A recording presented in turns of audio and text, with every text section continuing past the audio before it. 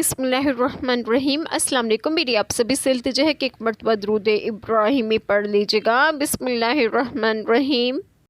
اللہم صلی علی محمد وعلی آل محمد کما صلیت علی ابراہیم وعلی آل ابراہیم انک حمید مجید۔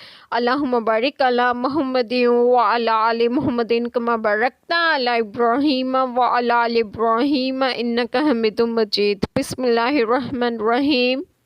شاد ہیں اس پر جو اللہ نے انہیں اپنے فضل سے دیا، اور خوشیاں منا رہے ہیں اپنے پچھلوں کی جو ابھی ان سے نہ ملے، کہ ان پر نہ کچھ اندیشہ ہے اور نہ کچھ غم۔